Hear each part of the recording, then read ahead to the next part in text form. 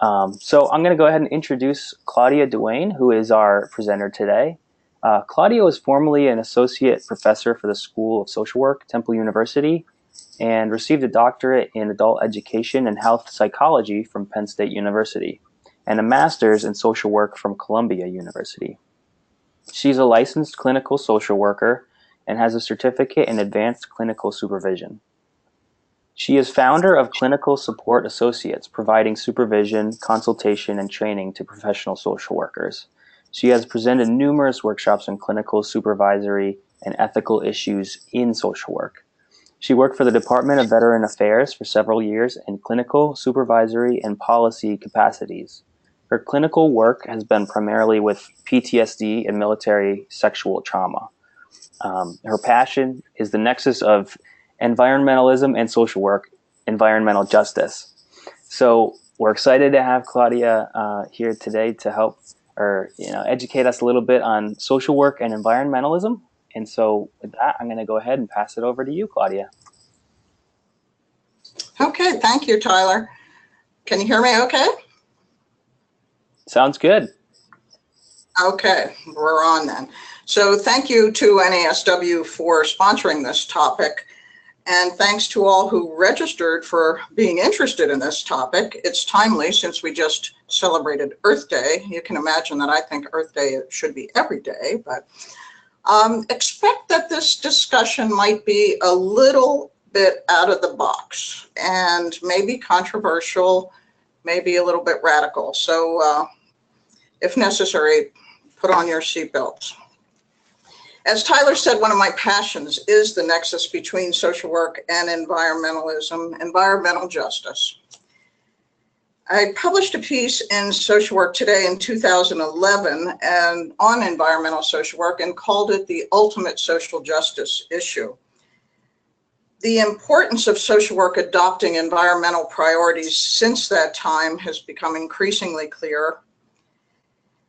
Instead of viewing a person in environment, it's crucial also to view the environment in the person. And we'll talk more about that because environmental social work, sometimes referred to as eco-social work or green social work, is different from regular social work in that it takes an ecocentric instead of a people-centric view.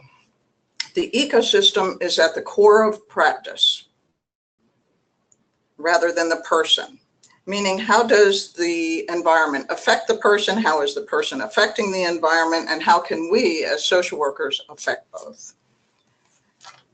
So let's try a little bit of background here.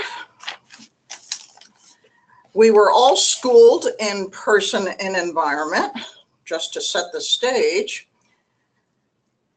Yes, person and environment, but eco-social workers would say this is an unnecessary dichotomy. This is a very restrictive dichotomy. It puts person and the environment on two polar opposites almost. It makes us look at micro and macro as separate from one another. The personal dimension becomes the focus instead of the environmental dimension. So in this view, environment was viewed narrow. It was a narrow definition. It was about the personal space or the social system in which an individual is involved. So then we kind of went to environment in person, which switches the focus a little bit and switches the focus to the importance of context and the intertwining relations, the fit between environment and person. This was especially espoused in the life model or the ecological model of social work. The intertwining between micro and macro systems. So systems theory tried to address this, but still the focus was on human systems without any larger global environmental context. The ideal would be for us to practice from a person with environment philosophy. What is necessary to sustain life? How is damage inflicted on the natural environment by human beings, and how does it rebound to damage human beings? So humanity is defined by the contexts that include the natural world. In the 1970s, the field of psychology actually tried to make some attempts to address this imbalance, but it wasn't embraced, as you can imagine, by the mainstream psychology. Psychology is known particularly for focusing on the individual without looking at the context the way that social workers do. So ecopsychology and transpersonal psychology were the first attempts. We've borrowed from those two theories as social workers, and we're a little more accepting and inclusive with our approach to it.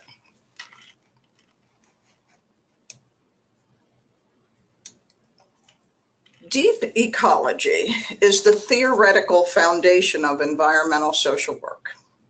Deep ecology is a concept that was formulated by a Norwegian philosopher. His name was Arne Naas. And this was in the, I think, early 1970s.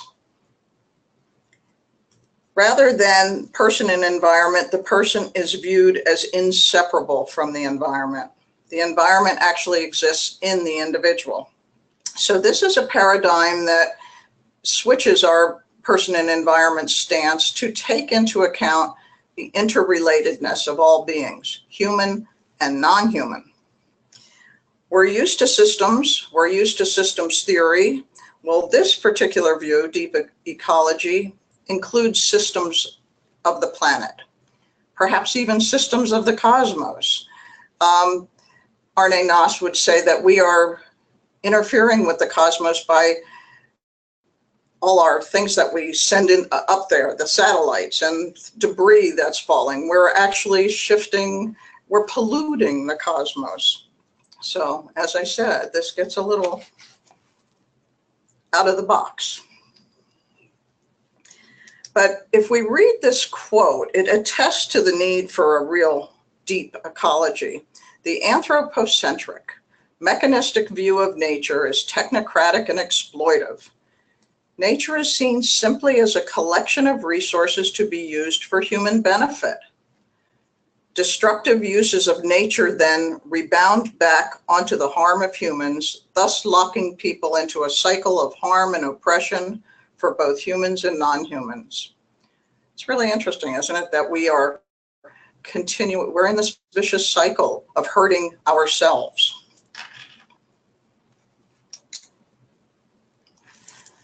So environmental justice is influenced by deep ecology. Deep ecology informs environmental justice in several ways. It actually compels us to redefine what social justice is.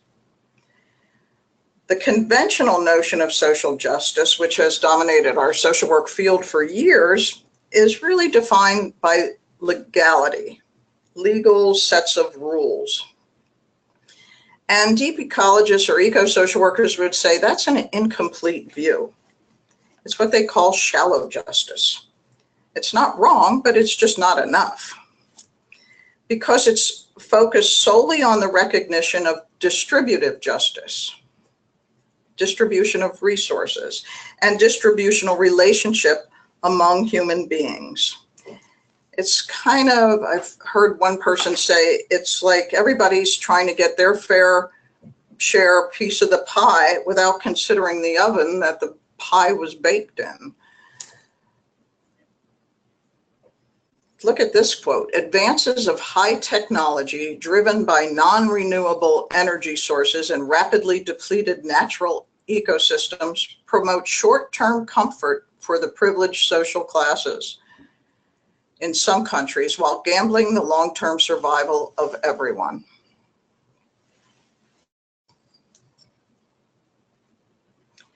These quotes are from Fred Besthorn, who is a social worker and a guru in the field of eco-social work. What do you think of this quote?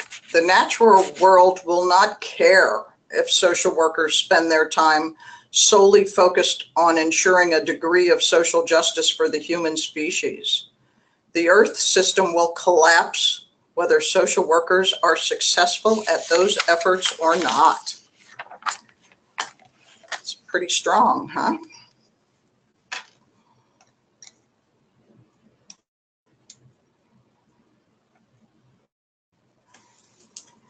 Dr. Robert Bullard is sometimes called the father of environmental justice. He wrote a book called The Wrong Complexion for Protection.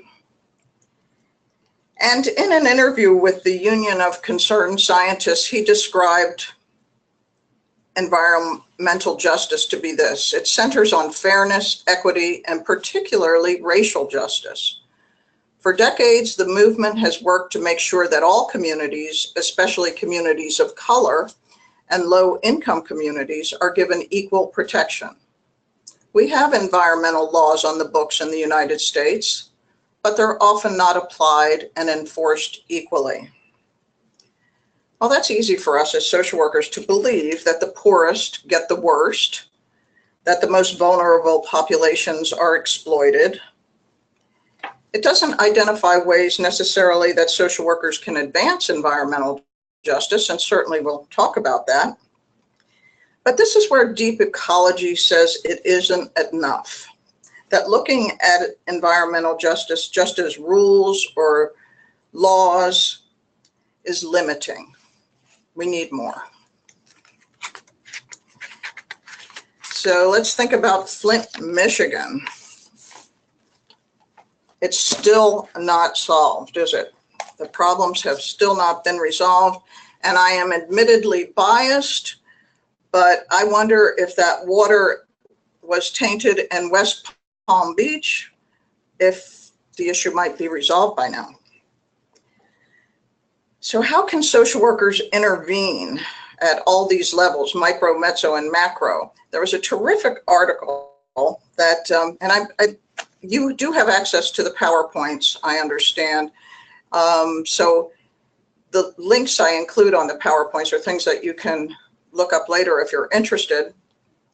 This article was just published in Critical Sociology in 2018. And it was a paper that examined citizen engagement relating to the Flint water crisis. And it talked about the limits and the potentialities of community activism, and talked about social work's role in Flint, Michigan. Now, on a micro role, what social workers did, they helped people file claims, they met with families, provided education, often went door to door, and advocated for housing. On the meso level, social workers were involved with community organizing, community education, and they facilitated many public forums, empowerment kind of forums.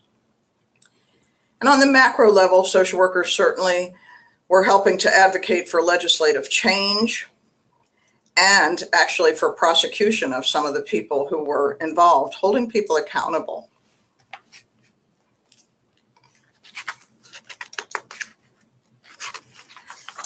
Hurricane Maria, Puerto Rico. Here's another example of environmental justice framework. That type of framework identifies the most vulnerable in society and the most likely to be at risk for extreme weather events. And many of us think that some of these extreme weather events are attributable to climate change. Among the populations identified as disproportionately at risk are people living with disabilities. Here was another article that addressed some of the response to people with disabilities during Hurricane Maria. And they said it could be looked at from a socio-political model, a physical vulnerability model, or an environmental justice model. People with disabilities in Puerto Rico during Hurricane Maria were at increased disaster risk. They analyzed it and found that the importance of social and environmental protection is foundational for disaster risk mitigation. This also includes some of the political determinants of disaster risk, but that might be fodder for another workshop, actually. Do you want me to stop here, Tyler, see if there's any comments or questions yet? Are we on target? Yeah, I haven't received any questions yet, but people can definitely feel free to, as you get those, once again, in the questions panel, go ahead and type those in. But until we get some, yeah, we can keep rolling. Okay, great. So this is all pretty depressing, isn't it? Against that depressing background, our agenda today is to talk about the grand challenge of social work regarding a changing climate, because there is actually hope. And we're going to enumerate ways in which environmental challenges affect people. We actually just saw 2 ways at Flint and in Puerto Rico, especially marginalized communities, vulnerable populations such as those. We're going to look at the theory of deep ecology as the foundation for environmental social work in a little more detail. We'll talk about 3 themes of environmental action in the social work profession. What can we do? How can we get involved? And we'll also discuss ways that individual social work practitioners can address environmental concepts.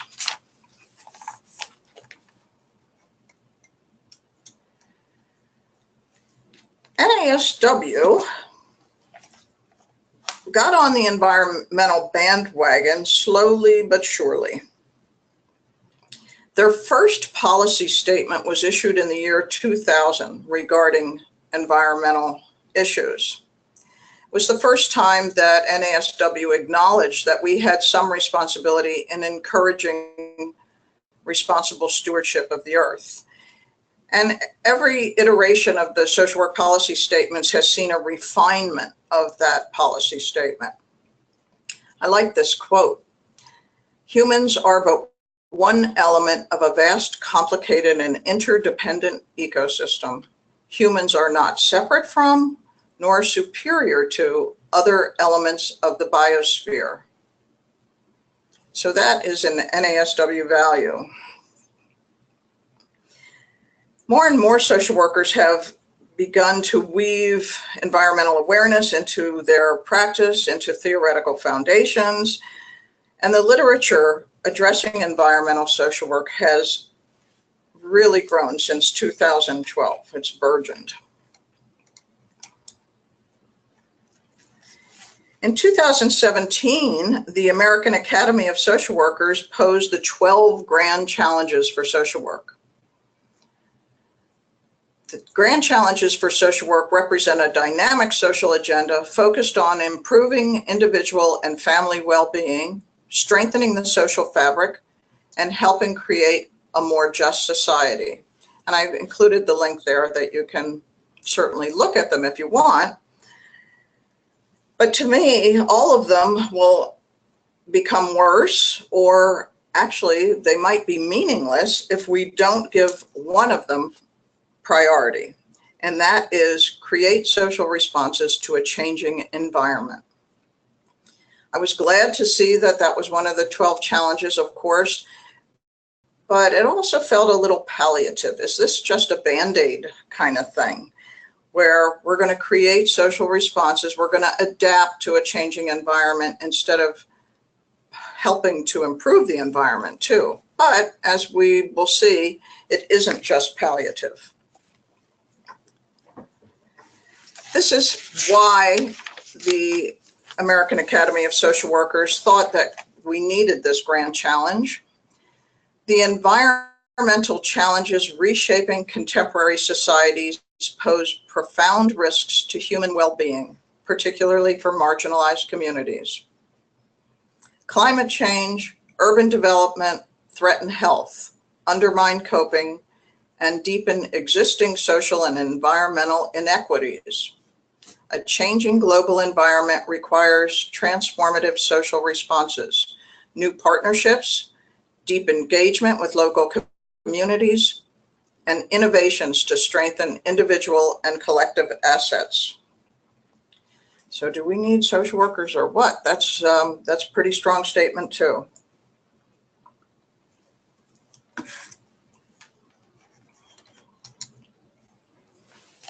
So as I said, the profession of social work was a little bit slow to get on the environmental bandwagon, but since 2012, there's been a lot more literature addressing environmental social work. In my day, during 100 years ago when I was in school, if you talked about any kind of environmental issues, social work professors would say, well, we're here to help people. Let the environmentalists help the environment. I don't think we have that luxury for that specialty anymore. So now we see this reflected in the literature. And there are 3 themes, and we're going to go over each of them in pretty much detail, that have emerged in the literature about environmental social work.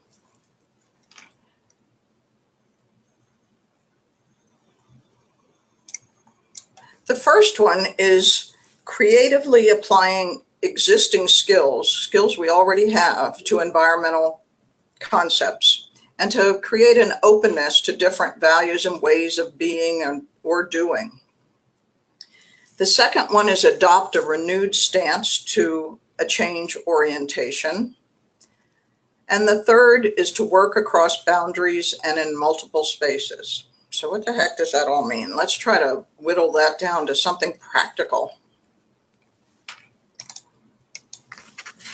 So the first theme, creatively apply existing skills to environmental concepts and openness to different values and ways of being or doing. What does this mean? It means we have to shift our practice. We have to shift our theory and values to incorporate the natural environment. This implies a move to ecocentrism, the core value being that all beings have equal access to safe and clean environments. All beings, not necessarily all humans. It also suggests using social work skills such as empowerment, team building, community development, management. Certainly, social worker I know just took a job as a director of a nonprofit environmental agency. Anti-oppressive practice, holistic interventions, advocacy to address and mitigate environmental destruction.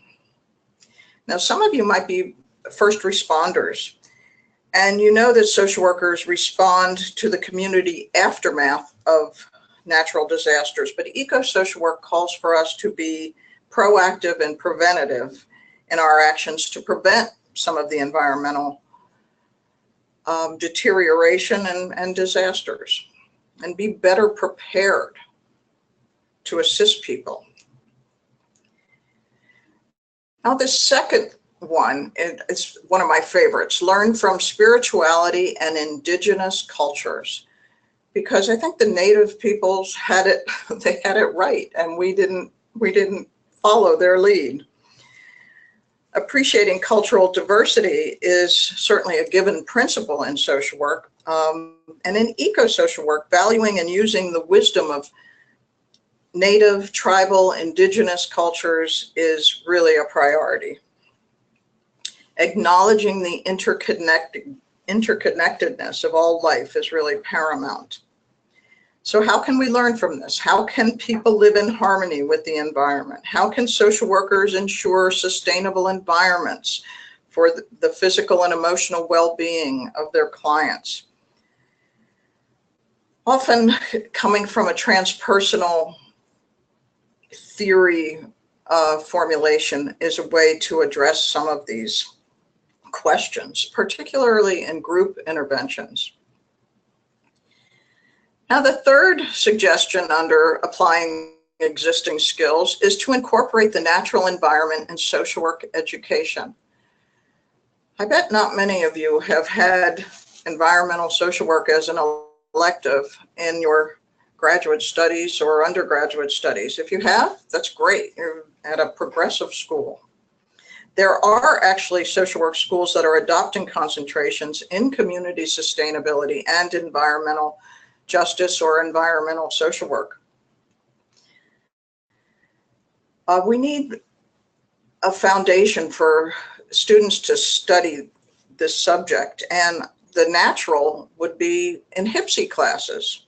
Human behavior in the social environment, human behavior in the natural environment. That's a perfect start. And there are actually textbooks out there that can be used in HPSI classes. And then the last suggestion under this first theme is to appreciate the instrumental and innate value of non-human life. This is actually the concept of biophilia. Biophilia means our natural predilection to be connected to nature. I mean, think about it. When it's a nice day out, everybody's outside. They try to get outside. Somehow we are primitively wired to be with nature. Biophilia is the concept that describes that. So that's really emphasized in eco-social work or environmental social work, looking to the natural environment for restorative experiences, for transcendental experiences.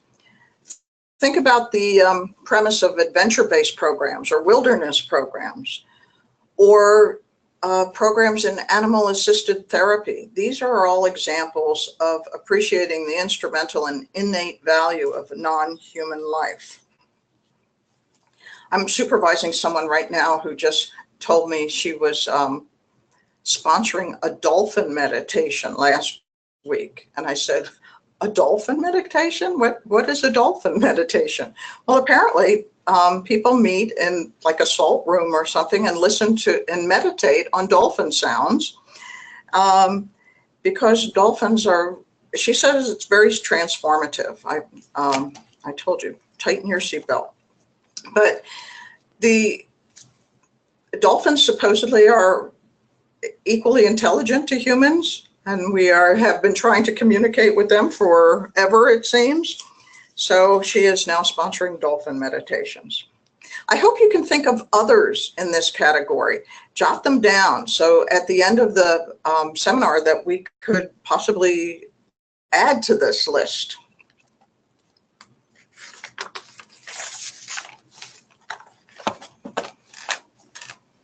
Okay, that was the first theme. The second theme, adopt a renewed stance to a change orientation.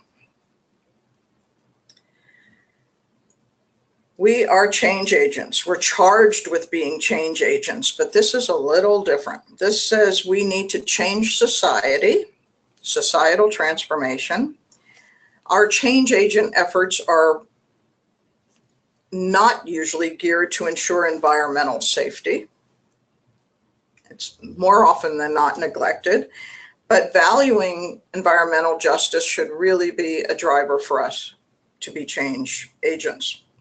Advocacy, legislative initiatives that ameliorate environmental injustice are something we should be involved with. And I have an example of that. In Pennsylvania, there was a grassroots movement supporting fair districting and trying to get rid of gerrymandering. And it worked. It's amazing. It's one of the biggest success stories of social activism recently that I can think of. And the elimination of gerrymandering or establishing fair districting actually enables marginalized peoples or marginalized populations or marginalized areas to have a vote that counts. And I'm thinking of things like fracking or having an incinerator built in your neighborhood. And that happened in Harrisburg. The trash incinerator controversy was really not influenced by people in the neighborhood. They did not have a voice in that. So this fair districting rectifies that. To me, that is an example of environmental justice, something in which social workers can easily be involved.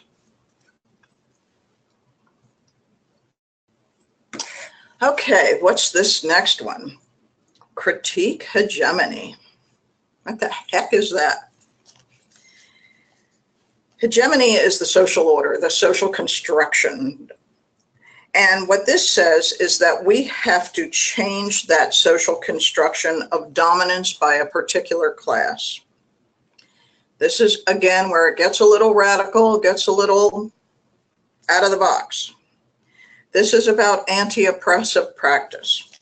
It demands that we change the political, not change so much, but at least examine and challenge the political architecture that maintains power and control over people and the environment instead of protecting people and the environment. I have to tell you, in the previous administration, the Environmental Protection Agency actually asked for social work input on regulations that they were drafting. And many of the social work input was reflected in many of the white papers that EPA came up with about how climate change affects elderly, how climate change affects those living in poverty, how climate change affects other vulnerable populations, especially children who have asthma. So it was remarkable that we were asked to provide input on that, and many of the white papers were reflective of it and very, very informative. Well, when the new administration came in, all those white papers, they had to download them, and I downloaded most of them too, because they're not there anymore. They're not on the EPA website. The current administration is calling for deregulation, less regulation, and elimination actually of the EPA itself if they could. So this is a way in which challenging the political structure to progress environmental causes is necessary. This is where social work also can come in. In Europe, the Green Party is very popular. In fact, I think it was the ruling party in Denmark and Germany, so don't quote me on that, for several years. It's increasing in the United States, but the tenets of the Green Party, and it's amazing, there's 10 tenets to the Green Party and 6 core values of social work. They're almost the exact same wording. Most would say that capitalism is at odds with deep ecology, and Bernie Sanders' kind of philosophy was more along the lines of environmental social work or deep ecology. So that is what critique hegemony is.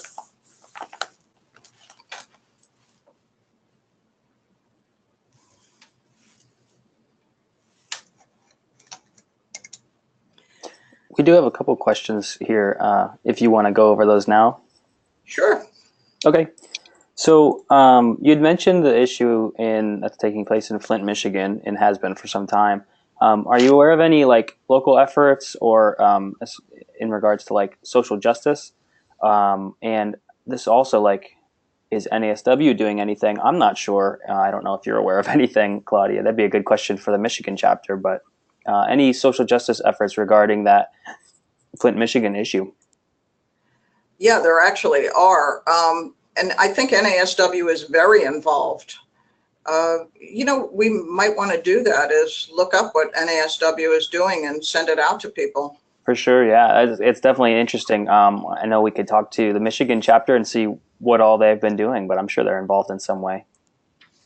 Yeah, that's why I like that article, because it showed what social workers are doing, and especially the public forums that they're facilitating and community education. And is that the handout that you had sent me from the California chapter? That California chapter handout is really just defines a little bit more locally what their idea of environmental social work is. Okay, great. Yeah, I will mention, I mean, you mentioned it earlier, but there are 2 handouts here that that Claudia's provided for us. So if you go in the handout section under the control panel, you can get those there, just so that people know. Another question. So and maybe you're getting to this more, but we wanted to talk, or somebody had asked, the problems just seem so overwhelming. What are some suggestions, I guess, on a smaller scale that social workers can get involved in communities to address these issues? And I'm sure that, that's just Yeah, I sort of think we will talk about that, and I'm hoping that people also have suggestions that we can discuss at the end of the seminar. So, yeah, I will go into that a little bit. Awesome. Yeah, I'll let you keep going, and we'll get to some more questions in a little bit. Okay, great. All right, the third theme says that we should work in teams, we should work with communities and work with individuals. So what does this mean? Expanding our usual scope of practice to educate, mobilize, support community activism. That's really at the core of this theme. Developing partnerships and coalitions. That's work across boundaries. Coalitions with public health organizations. Dual degrees such as the MSW-MPH. That's only really been a pretty recent dual degree. That's an example of a coalition.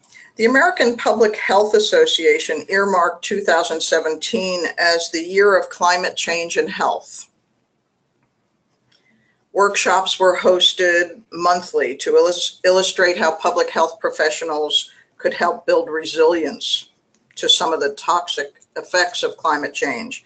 Social work needs to do that too. Social work needs to have a presence at such workshops, and they need to have similar priorities.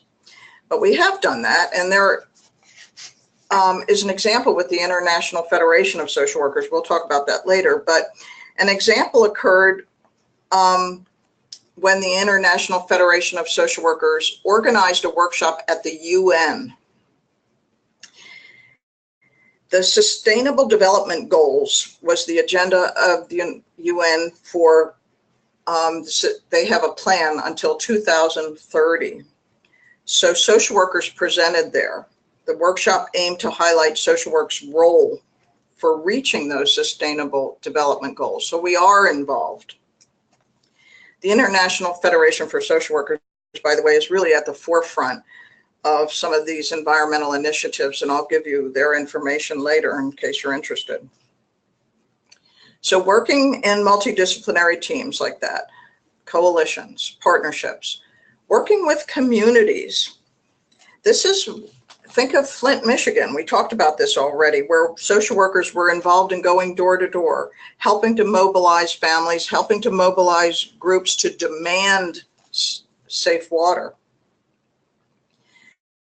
Social workers can identify food deserts. I'm sure many of you who work in even rural areas where agriculture has been maybe devastated by fracking, these areas have actually become food deserts. You think of food deserts only in urban communities, but they're actually in rural communities now too. I know social workers who have participated in or organized food co-ops, food cooperatives, community-supported agriculture, community gardens. I'm involved in a community garden, and it's just people come and grow things and take things. There's no buying or selling. I once, it reminds me, I taught a course on environmental social work, and one of the students wrote a terrific article on the plight of migrant workers, how their lifespan is so much shorter because of the pesticides that they work with, because of nutritional deficiencies. And she actually got that article published in the Journal of Progressive Human Services. So these are things where we can make an impact.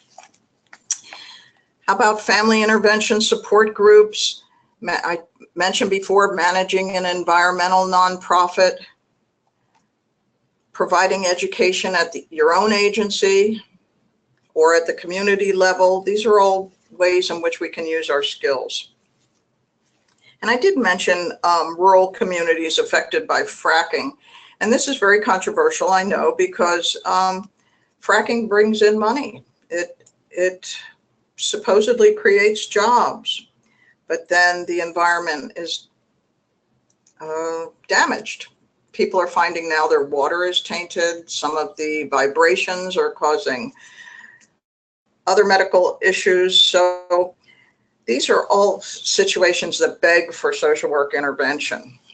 I once talked to NASW in West Virginia, and one of their big things is mountain topping. And I think that's probably up in coal country in Pennsylvania is probably an issue too. And that has really affected the villages in the valleys. I had some personal experience with the recent hurricane, and well, not recent, but last year's hurricane in Florida.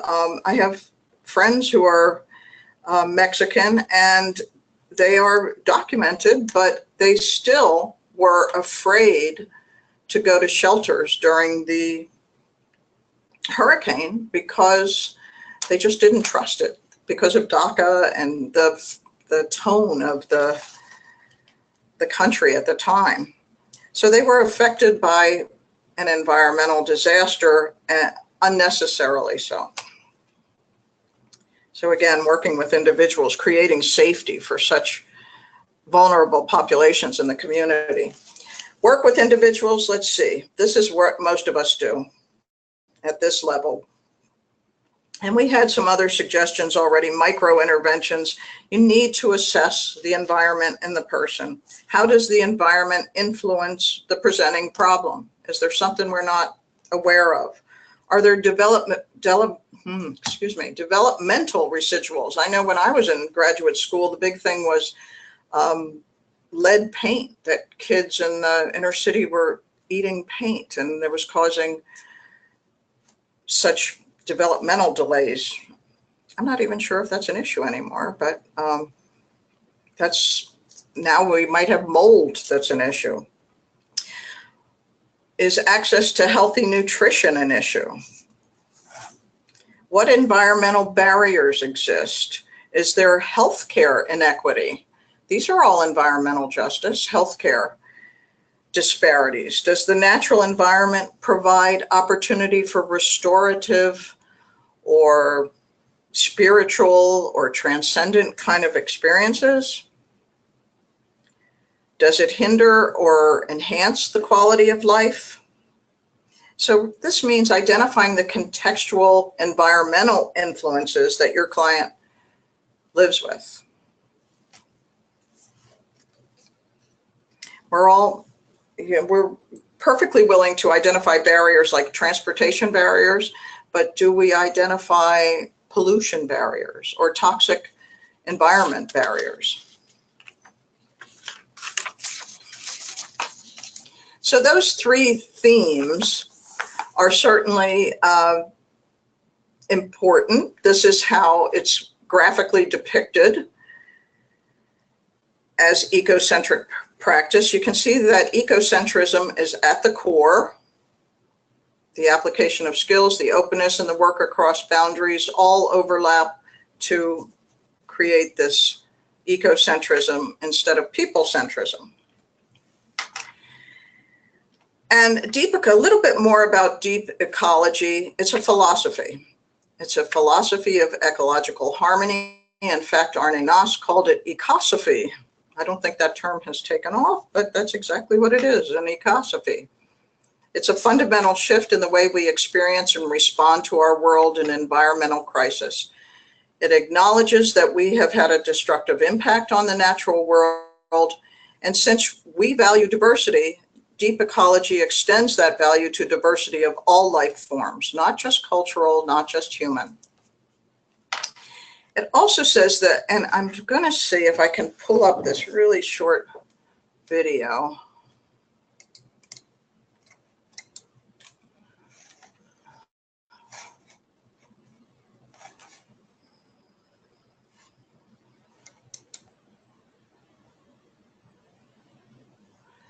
This is where an interesting concept of giving the same rights to a forest that are given to humans. Let's see if this works.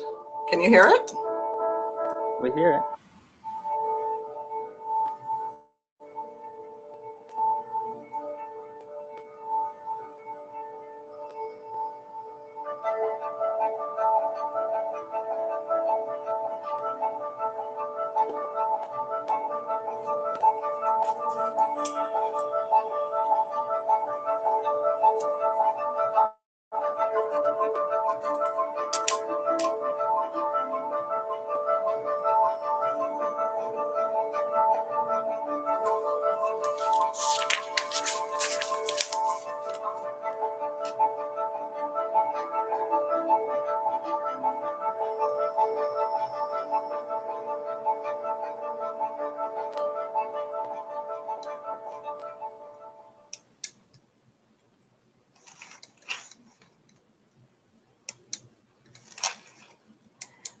See, to me, that's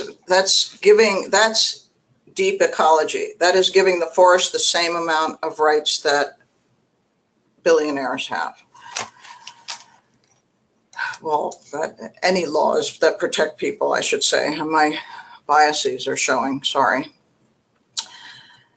Okay, to summarize concepts of deep ecology, what is the axiology? That's value system. What is the value system of deep ecology? The guiding principle is that humans should live in harmony with nature rather than dominate or control nature.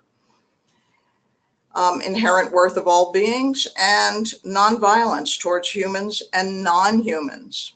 Epistemology, the knowledge that underlies this concept, challenging, questioning, holistic approaches, making sure that our practice is not oppressive, because some of the human-centric approaches actually are oppressive. Ontology, meaning philosophy or way of being. We've talked about this, the interdependency, ecocentrism. An ecological self, according to this, means that there is no individual self outside the context of the intricate web of relationships. That people are defined by all relationships, family, friend, community, human species, and non-human life, the natural world. This view is actually very similar to Afrocentric paradigm and to Native American spiritualism, that people are not defined. Actually, some Latin cultures feel this way too. You aren't defined by yourself, you're defined by what's around you. And then methodology, of course, we talked about that, some of the ways that we can do this, how do we implement this, giving human-nature relationship more importance, enhancing social justice activism in the realm of the environment. Some other suggestions, and we probably, and I know we're kind of getting close to time here, but attending to the human nature connection, how can we do that? Assessment of relationship with pets. That sounds so simple, but I know many of you who work in geriatrics or nursing homes know that the Eden alternative helped. We know that people don't want to go into nursing homes because they don't want to leave their pets. So assessing relationship with non-humans. Assessing the home living environment. Is there something toxic? Is it sustainable?